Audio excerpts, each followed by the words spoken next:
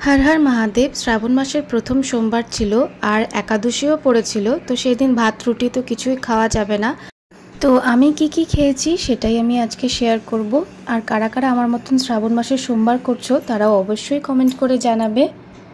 সকাল সকাল পুজো করে নিয়েছিলাম, তারপরেই একটা হাই প্রোটিন ব্রেকফাস্ট খেয়েছিলাম। এইটার রেসিপিটা অলরেডি চ্যানেলে আপলোড করা আছে, নামের নিচে লিংক দিয়ে দেবো, চেক আউট করতে পারো। লাঞ্চে ছিল সাবু মাখা, তো সাবুটা জলে ভিজানো ছিল, তারপরে ওর মধ্যে একটু নারকেল কোড়া দিয়ে দিচ্ছি।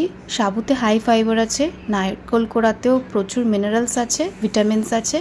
আর দিয়ে দিচ্ছি গুড় পাউডার। আমি কিন্তু চিনি বা মিষ্টি দই সন্দেশ দিয়ে অনেকে মাখে, আমি সেটা করছি না, কারণ এতে প্রচুর ক্যালোরিজ থাকে। তো পুজোর আগে শুধু শুধু ক্যালোরি ইনটেক করতে চায় না। আর ওয়েট লসের ভিডিও, ডায়েট খুব তাড়াতাড়ি আমার চ্যানেলে আপলোড হবে। বিকেলের দিকে মিক্সড ফ্রুট স্যালাড খেয়েছিলাম, এটা perfect skin food, vitamin and মিনারেলসে ভরপুর। ডিনারে খেয়েছিলাম পনির ফ্রাই, সেটার ক্লিপিংস আর নেওয়া হয়নি। That's it for today. যদি ভিডিওটা ভালো লাগলে প্লিজ সাবস্ক্রাইব।